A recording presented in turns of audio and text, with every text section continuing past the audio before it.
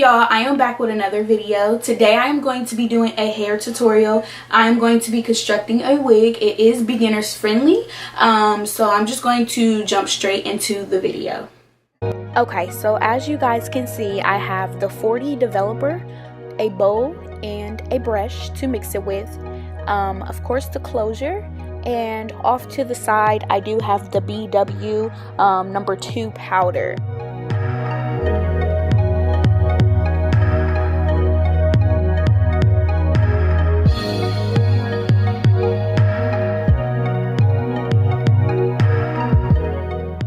Okay, so what you see here is me taking 1 scoop of the powder and putting it in the bowl.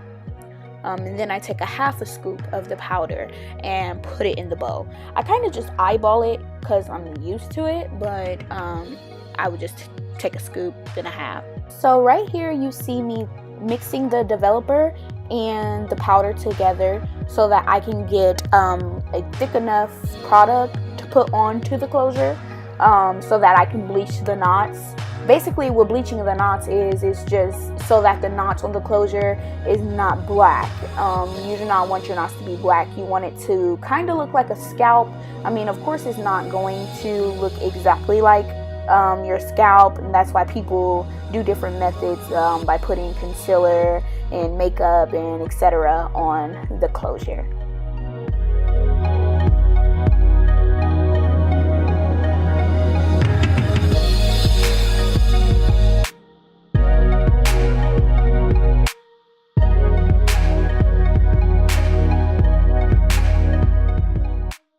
So right here, I thought that it wasn't thick enough for me, so I went back and put a little bit more powder in it to make it more thicker. That's why you see me testing it in the last clip to see if it was going to drip. It was too liquidy, so I just went back and put some more powder in it to make it thicker. So right here you see me applying it to the closure. You do not want to force it. You want to just dab it lightly on there, because if you force it, it can sink through and bleach the hair. You don't want blonde roots. It will look ridiculous. I mean, it is a way to fix it, but you want to try to prevent that.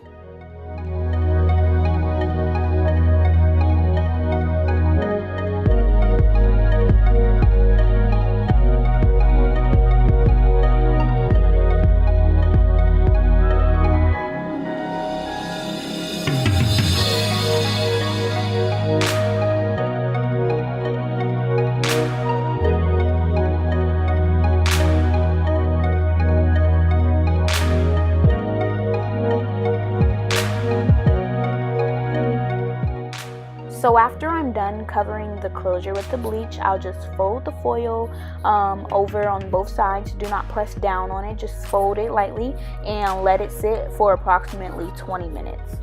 So next, after letting it sit, I use my Aussie shampoo and conditioner, and I start to rinse it out in warm water. You can see me doing it in like an angle here. You don't want to press the bleach down. You just want to let it fall off and, you know, let the water take care of that.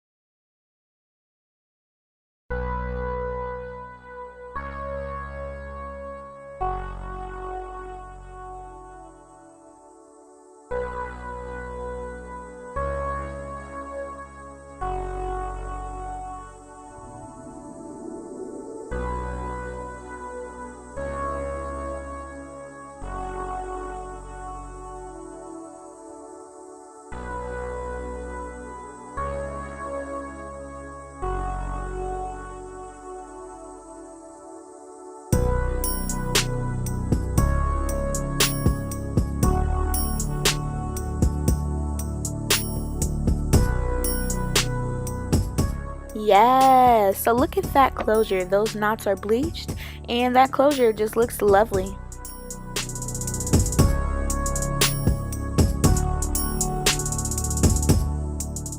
So I used a spandex dome cap from my local beauty store.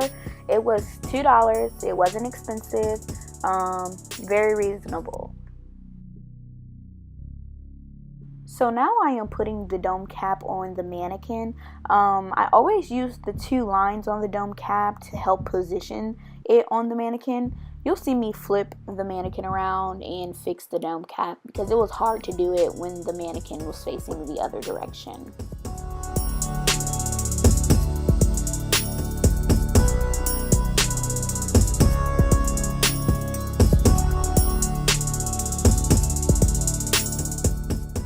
So here I am laying the closure down with the T-pins. I am trying to get the closure as flat as possible. You want to always make your closure as flat as possible. To me, honestly, this is the hardest part. So you'll see me fidgeting around with it and, trying to get it flat.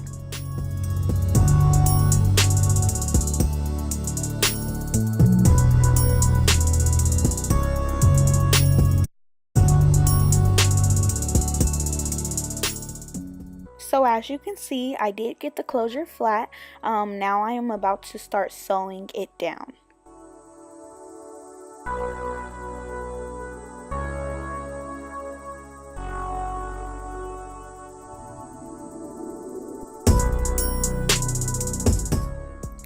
So here you see me sewing the closure down.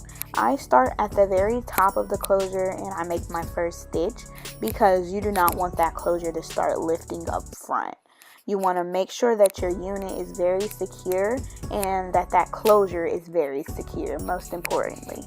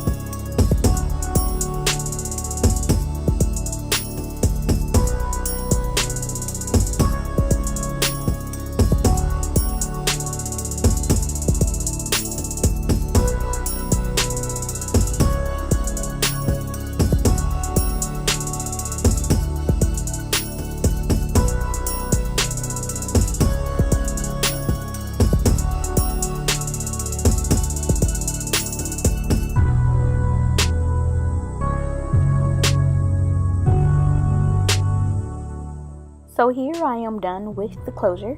It is pretty flat. As you can see, I stitched very closely together on the closure so that it laid very flat.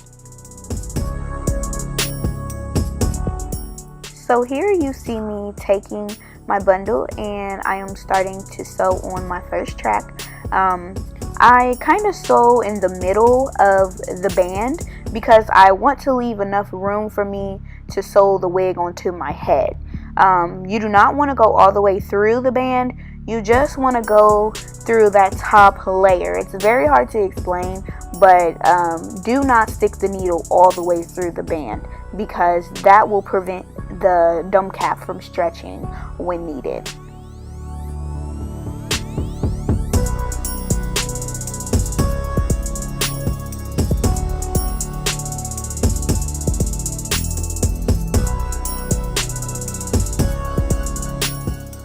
So I finished that first track and I did the flip over method. I do not want to cut my bundles. I just fold them over because sometimes you can reuse bundles. I probably won't be reusing these and taking the wig unit apart, but I still wanted to flip that over.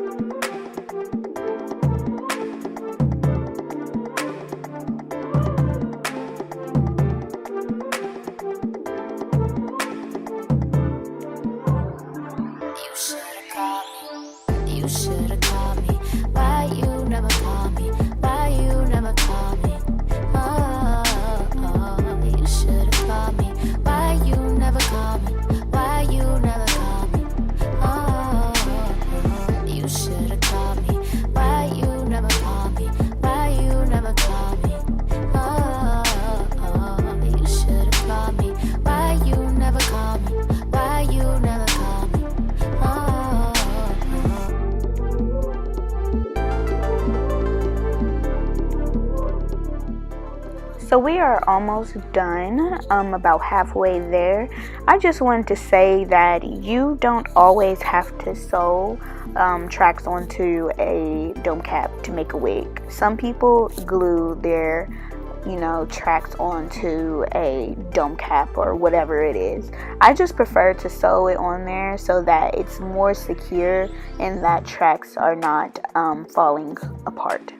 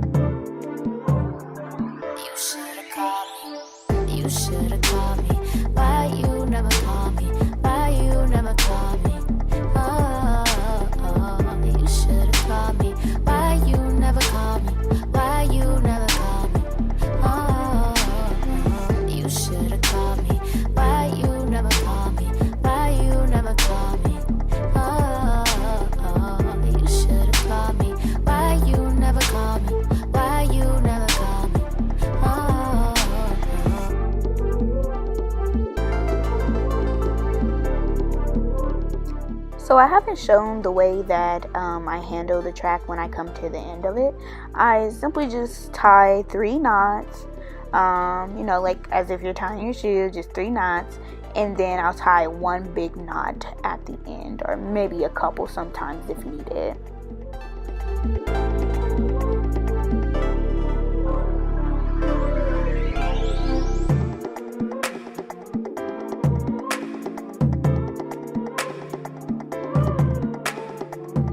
So now I am on my very last track. I like to sew this track very close to the closure so that you can't see the dome cap if the closure is lifted or whatever. So you'll see me do it very, very, very close to the closure. Like it doesn't even look like it's a track there, or it doesn't look like the closure is actually starting there.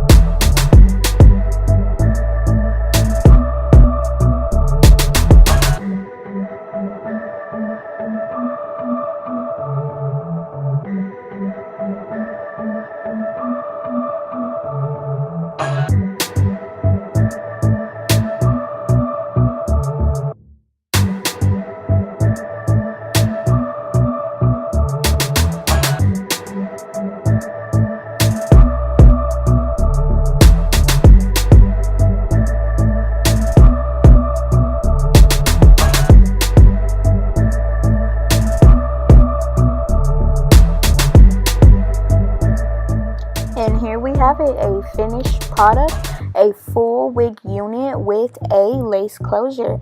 Thank you guys for watching. Bye.